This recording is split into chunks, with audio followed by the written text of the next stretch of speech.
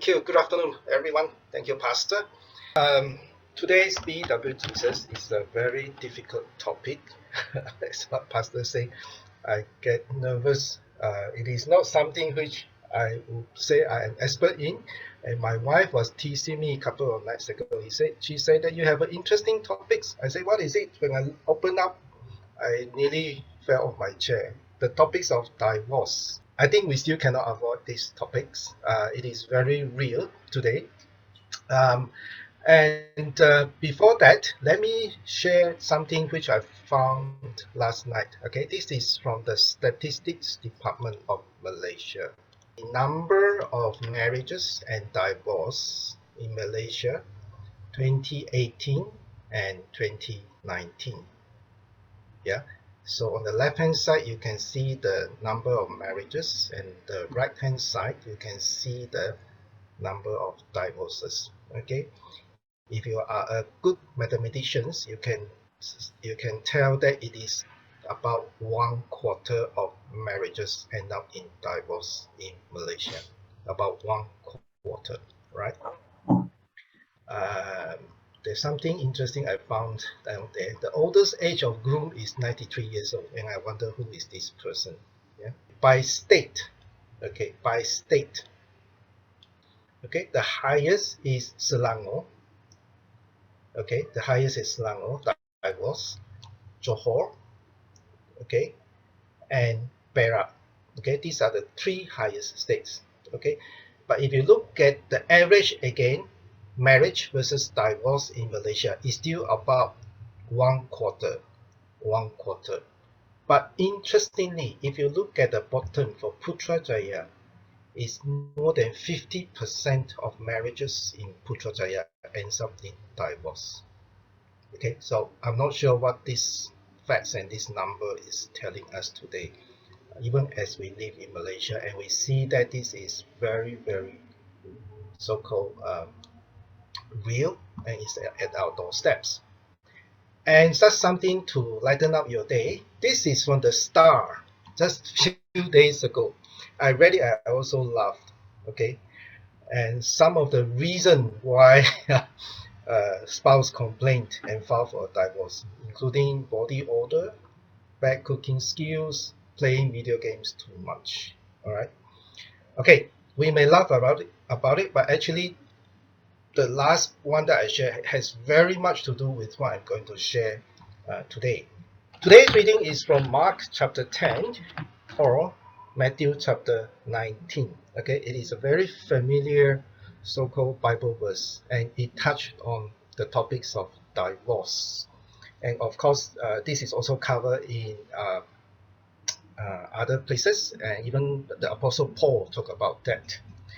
Now, I need to put a disclaimer here. This is not the place where I'm going to say yes or no whether Christian is allowed to divorce or whether God is happy or not happy. Okay, that one you have to refer to Pastor or Henry Wong. They will give you a better counseling on that topics. But I just want to go behind, the verse that we are covering today. Why did Jesus answer it that way? Why did Jesus answer it that way? Okay. I prefer all of you to turn to Matthew 19. Okay, after comparing both texts, I think that Matthew 19 is more comprehensive. If you turn to Matthew 19, now first thing is we know that the Pharisees, they came to test Jesus. Okay, they did it purposely because there is a background. What is the background? The background is not long before that, John the Baptist was beheaded by Herod Antipas, and it is recorded in both Mark, Matthew, and Luke. If it is Mark, you can refer to Mark chapter 6. Why? Because John the Baptist spoke against adultery and divorce. Remember, Herod married his brother's wife. Okay, and because of that, okay, he earned the wrath of Herod's wife, and then he was beheaded. So it is this background that, again, the Pharisees, they want to trap Jesus when they ask him, Is it lawful for a man to divorce his wife for any and every reason? This is the key point here. For any and every reason. Okay. Um, but before that, if you're just wondering why, what is that? Herod, Antipas, or his wife, they are so angry because it is in the book of Leviticus, chapter 18, verse 6. You can just take this down. The book of Leviticus, chapter 18, verse 6. The Mosaic law said that you must never have sexual relationship with a close relative, for I am the Lord. Okay, it is in the Mosaic law. So, the Mosaic law, okay, also, if you refer to Deuteronomy, I believe most of your Bible have this reference, okay? Deuteronomy chapter 24, okay? Deuteronomy chapter 24, verse 1 to 3, okay? It is basically, it laid down or is spelled out, okay, how a man can divorce his wife. That's why the Pharisee asked Jesus, is it for any or every reason? Deuteronomy chapter 24, verse 1 to 3. Okay. Now, again, as I say that, when they asked Jesus, Jesus knew that it is a trap. So first, what Jesus did was, okay, he referred them back to Genesis. Why did Jesus want to refer them back to Genesis? Okay, that is something quite interesting. Okay, because by referring back to Genesis, Jesus again is reminding them that it is God's intention for man and woman to remain together, okay, to become one flesh, to remain together, become one flesh. That's why he is referring back to Genesis, okay, and that's what the famous word that what God has joined together, let no one separate. Okay, Pastor Swimming always use this phrase, let no one separate. But, however, sinful nature of man, okay, has made divorce inevitable. And we need to understand the context and the culture of the Jews at the Old Testament at the time of Moses, whereby the man can simply divorce a wife, okay, for all kinds of reasons. In the BWJ we read about that is the Hillel and the Shammai school of thoughts. The Hillel and the Shammai school of thought. Okay, I'll go into more detail of this, but just a quick one by referring to Adam and Eve in verse 4 to 6 of Matthew 19. Jesus was literally telling the Pharisee, divorce is not an option in God's original plan. Divorce is not an option. Because, you know why? Because for Adam and Eve, if they divorce, who are they going to remarry to? Nobody else. So it is not an option. Okay. However, okay, like I said earlier, because of man's sinful nature, because of the lust of the eye, because of the desire. So because of man's desire, sinful desire, God allowed divorce, permitted divorce, but with certain conditions, which we will go into that later on. I will share with that. But the whole idea is because originally the union between man and woman is created by God. Okay, it cannot be broken without breaking the covenantal promise of God. It is created by God, meaning that if you break it, you are breaking the covenantal promise of God. That is in the beginning. That is in the beginning. Okay, so having said that, let us now go into the context of today's reading, which is about on the ground of sexual immorality, which is verse 7 to 9 of Matthew 19. Now there's a lot of misunderstanding, okay? Many people just equate sexual immorality to adultery. Okay, let me share with you. Actually, there is more than that. There's more than that.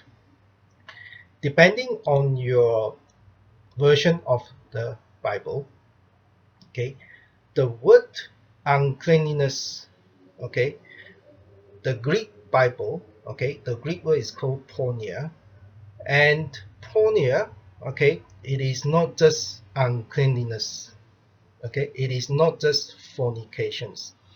The English word is harlotry, harlotry. The proper word, English word, okay, for this uncleanliness is harlotry, harlotry. And if you refer to the King James Dictionary, it is the trait or the practice of habitual lewdness or idolatry. Habitual practice of lewdness or idolatry.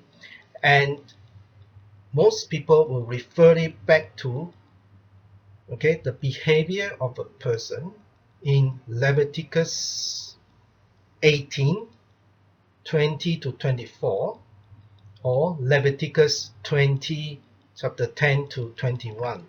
And if you have a chance to read it later on, Leviticus 18 and Leviticus 20, all kinds of sexual immorality act, okay, they are listed down there, including, okay, with sexual relationship with same sex, with animal, with relative, with your own mothers, with your own siblings. Everything is listed down there.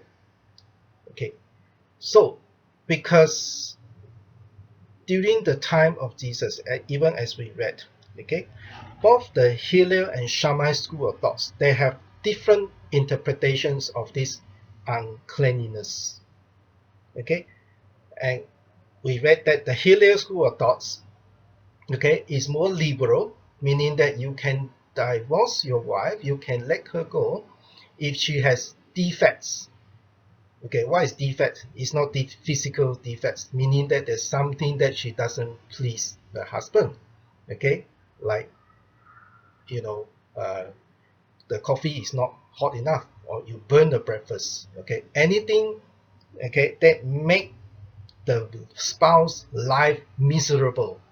So the Jew at that time who subscribed to this kind of school of thoughts, okay, they will simply let go of their wife, okay, for just making the husband's life miserable. Now the Shammai school of thought, okay, is more strict, is wholly on whoredom, okay, prostitutions or adultery, okay, but they do not allow remarriage after that. Okay, so this is the background that we need to know when the Pharisee asked Jesus, and there were this school of thoughts around. Okay, and Jesus, of course, he knew what is the answer, because he knew, okay, because if he say wrongly, okay, if he say wrongly, not only he will touch on this so-called the supporter of this school of thoughts, he may be beheaded like John the Baptist. Okay, because John the Baptist has condemned, okay, Herod for committing adultery. Probably the divorce has happened also. Okay, and bear in mind, in the olden day, there were a lot of arranged marriages. Okay, the law, the Mosaic law, okay, if a wife is properly divorced, the husband need to issue a certificate of divorce. Now that certificate of divorce is very important to the woman, because basically it allowed her, okay, to have a chance of living in their own community. It allowed her probably to remarry again. So when Jesus, okay, is addressing this issue. Okay, he is not tackling, I will say, or giving the straight answer yes or no. As God, who is compassionate, he is defending the rights of the woman who were at that point of time simply being let go or divorced by the husband because of something which the spouse is not happy at. He is defending the rights, okay, of the woman. Now, of course, we can easily say what happened, okay, if truly there is a case. Do you know there is one incident in the Bible, in the gospel? There's a woman who has married 5 times. Can you remember this? I think we read on this BWJ just a couple of weeks ago. Okay, the woman who has married 5 times. So what is telling us is that woman has been legally, okay, divorced, meaning that she has received the certificate of divorce because Jesus asked her, where is your husband? Okay, so we are able to conclude from there, okay, that in that kind of situations, okay, the woman, okay, is protected because she has been issued a certificate of divorce. So what I'm trying to share here is, when we look at today's reading, it is not an answer of whether should Christian allow divorce or not. What we should look at is, did Christian abuse, okay, whatever is allowed, so divorce happened. Somebody say this: God did not command divorce, but God permits divorce when situation arises. I'm not sure whether you agree to this or not, but this person, I believe, I quite agree that it is never God's intentions. That's why he doesn't command, but he permits when situations arise, because man, due to personal desire, has abused the relationship. There are other reasons to divorce. Okay, obviously the Bible has addressed it very well, and Paul talked about that in 1 Corinthians chapter 7. You can read the whole chapter of 1 Corinthians chapter 7 to address with divorce. One of the reasons Paul has listed down is, of course, when one of the spouse no longer wish to be together with another spouse because of faith issue. Okay, but the gray area, okay, the Bible didn't say specifically what happened in a very violent relationship. Okay, the Bible did not say this very clear. Okay, but we can always refer to First Peter chapter 3. First Peter chapter 3. Okay, it talk about how husband should love a wife. I believe as a Christians, okay, that is a reminder to us how a spouse should love one another.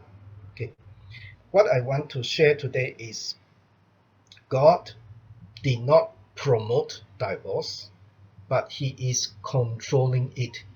In the day of Jesus, that's why they have certain law that allows it, okay, but still provide and protect the rights of the woman. Okay, so he permits it in a very limited context.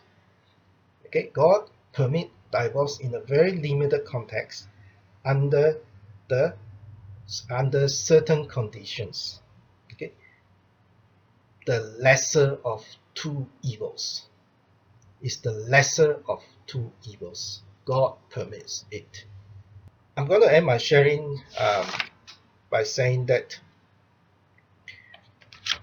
it is very true today, Christians, and we face these issues, and sometimes we are just not sure how to deal with it, because it is not a simple question is Does God allow divorce, or should Christian go for divorce when there are issues in their relationship? But even as we read through today's passage, look at how Jesus addressed the issue. He goes to the root of the problems. The root of the problem is because of humans' sinful nature and abuse what God has put in. And in certain situation and condition, okay, God allows it. But he reminded the people then that the union between man and woman, okay, was created by God in the first place. So when somebody breaks the law, okay, when somebody breaks the law, okay, there must be certain conditions so that God will be still in control of the situations. Yeah.